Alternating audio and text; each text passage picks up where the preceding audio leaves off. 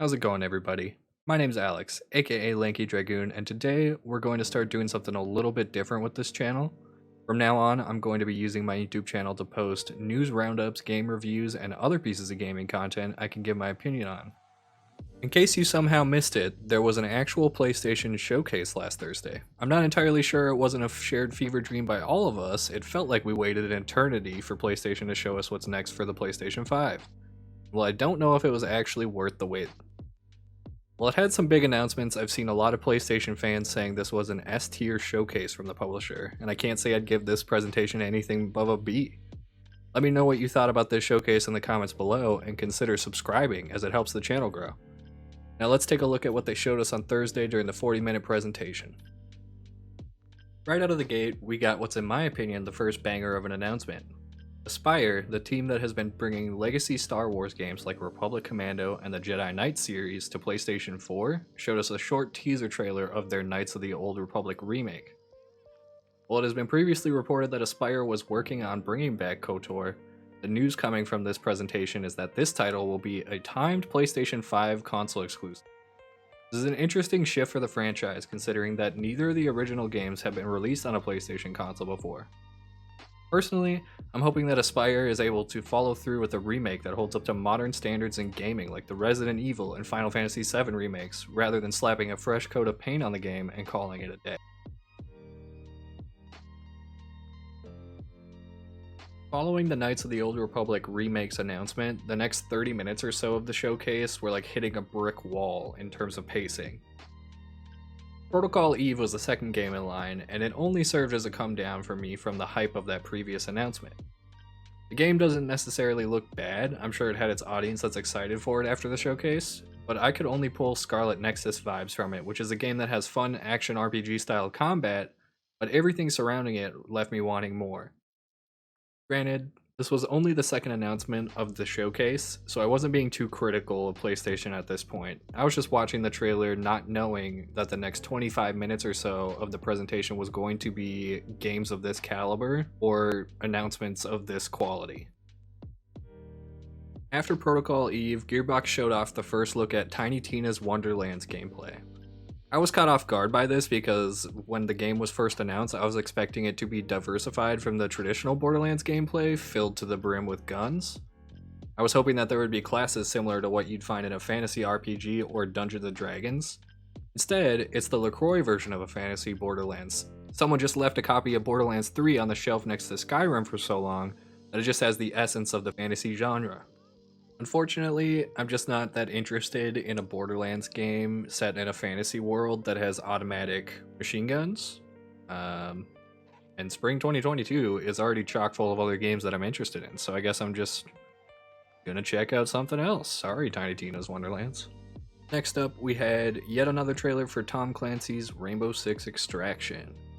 Played a whole lot of Rainbow Six Siege when it first launched, and I love the Left 4 Dead style games where you need to fight through hordes of infected to reach your objective, but for some reason Extraction just isn't doing it for me, especially with Back 4 Blood releasing much more imminently. The only aspect that has me interested is being able to stealth your way through the levels, which was never really a focal point for the Left 4 Dead titles. Who knows, maybe I'll pick it up and love the game because I was one of the dozens of people that enjoyed World War Z's approach to the formula. For right now, I'm skeptical about if this game can stick the landing.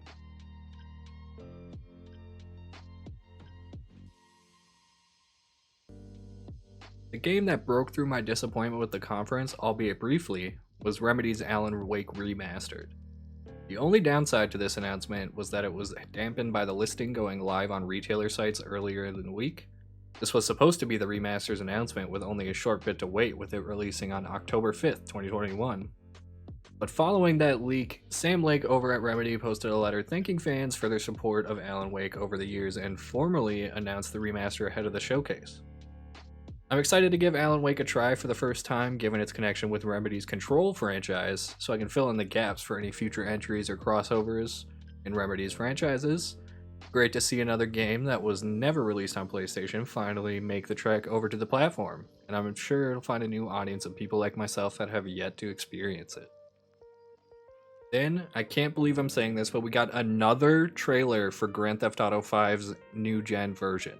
Yes, that's right. It's 2021, and for some reason, Rockstar Games thinks that we need to be informed about the game that has now spanned 3 generations. One of the best selling pieces of entertainment media ever.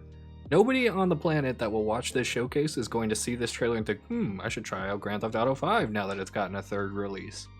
But I'm the guy buying Skyrim on every platform it's on, so I'll shut the fuck up now. Then, the next announcement blew us away, because it started with a Marvel logo. This is it. This is the start of the banger section of the showcase. Oh wait, it's just Marvel's Guardians of the Galaxy again. Back with a trailer that has awkward humor that made me feel a bit more skeptical about the quality of that game. I'm someone who enjoyed the High Moon Studios Deadpool game back on PS3 and Xbox 360, because that was a fun 7. Guardians looked like a fun 7, but now we're leaning toward an unimaginative 6.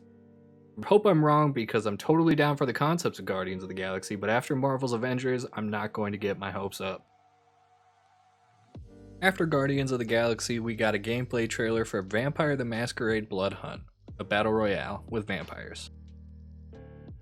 After the battle royale with vampires, I can't believe I'm saying this because it's an actual meme at this point, but the next game shown off was another Deathloop trailer.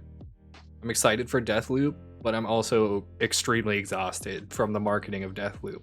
We don't need to see it at every PlayStation event since its announcement.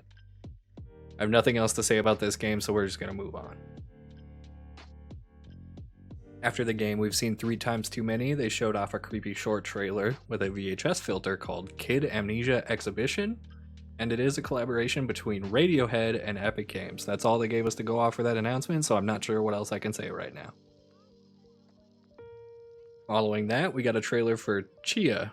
It looks like a Breath of the Wild and Mario Odyssey inspired game that involves a young girl being able to inhabit the bodies of animals, which we can only assume will be used to traverse and complete required or optional tasks around the game's world. One of the examples of this shown in the trailer is a crab breaking the chains off of a treasure chest on a beach, which should then be able to be opened. Alright, then we hit 31 minutes into this PlayStation conference, and what should show up? The PlayStation Studios logo for the first time. We're gonna get a banger. They're bringing back Infamous. They're announcing the rumored Bluepoint Metal Gear Solid remake, or The Last of Us Part 2 Director's Cut, and Last of Us Factions. No, it's Uncharted 4 and Lost Legacy for PS5 and PC. Why couldn't have this have been a blog post? Now, with 9 minutes left, PlayStation remembers this is a PlayStation showcase that we promoted with weird bedazzled buttons for a week. We should probably show big new games. They give us the PlayStation Studios logo, and then the Insomniac logo, and we all think to ourselves, there's no way that Insomniac's ready to show off Marvel Spider-Man 2, right? In the last year, they've given us Spider-Man Remastered, Spider-Man Miles Morales, Ratchet & Clank Rift Apart. But then they show us that Marvel logo again, and it's happening. They're showing us Spider-Man 2. Only it's a bunch of people who are seemingly dead as fuck on the ground and a dude in a cowboy hat with hairy arms sitting at a bar. That's when you realize these crazy bastards aren't showing us Spider-Man 2. This is a Wolverine game.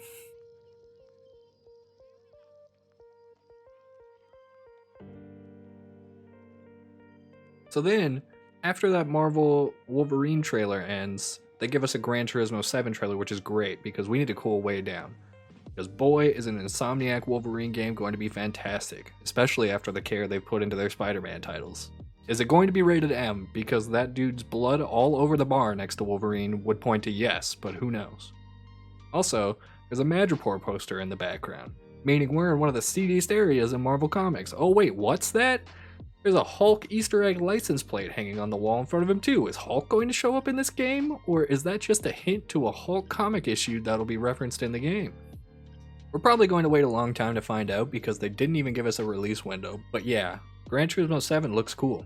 Or so my friend Ben says, and I've never played these games, so I'll take his word for it.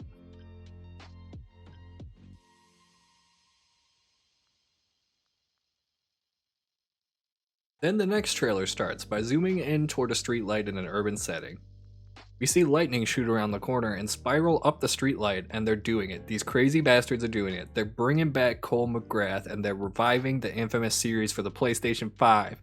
Is this going to be a remake remaster type of deal, or are they going to continue the story after Second Son? Oh, there's the SpiderMan logo. So these insane people over at Insomniac Games are ready to show Spider-Man 2 and announce a Wolverine game after releasing 3 games in the past year. Have they discovered a way to play with time over there to speed up their development cycles, or what the hell is going on? But really though, I'm excited for Marvel Spider-Man 2 and the confirmation of Venom playing a main role in the story, but I've never had emotional whiplash like that from thinking the rumored infamous game was true for that announcement.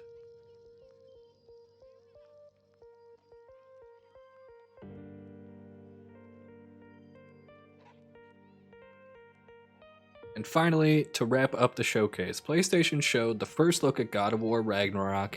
They confirmed that it's called God of War Ragnarok, not God of War 2 or any other subtitle.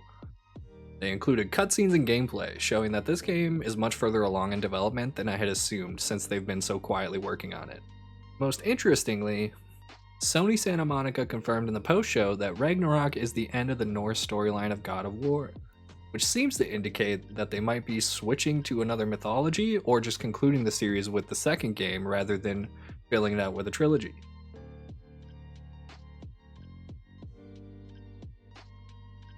If you kept track like I did, the showcase included roughly 10 minutes of new PlayStation first-party exclusives. I can't wait to get my hands on all of these final games, excluding Gran Turismo 7, sorry Ben, but I couldn't help but walk away from it let down. It's not because of the rumors circulating this event that indicated that we would get banger after banger of first-party announcements, but because most of it was padded with games that we've already seen before, and too much of some of them. I don't know if you've noticed or not, but there were 2 games that had trailers at this showcase that I completely left off this video. Forspoken and Ghostwire Tokyo. One of those games I think actually looks pretty good and I'm definitely interested in picking it up, and the other is Ghostwire Tokyo. This wasn't a bit or something I did on purpose. There was literally so much middle tier news throughout the presentation that I actually forgot 2 games to recap for this video. That's not a good thing, PlayStation. We could have cut the fat off this event and worked it down to somewhere around a 20-minute showcase, maybe even less. I half joked earlier in the video about the Uncharted collection announcement being worthy of a blog post, but I think the same can be said for a solid 15 minutes of this presentation. We knew God of War was coming, and it's no surprise that we're getting another sequel to Marvel Spider-Man, but I want to know what new IP Sony has coming for the PlayStation 5, even if it's just short teases like the Marvel's Wolverine announcement. Unfortunately, with their absence at this showcase, who knows when the next slate of PlayStation Studios titles gets announced, because it was like pulling teeth for the publisher to announce new things this year. If you've listened to this entire video, thank you so much, I appreciate it. Consider subscribing to the channel, give a thumbs up, leave a comment below. Like I said at the top of the video, let me know what you thought about the PlayStation Studios Showcase. PlayStation Showcase 2021, whatever it was called. And I'll see you next time. Peace.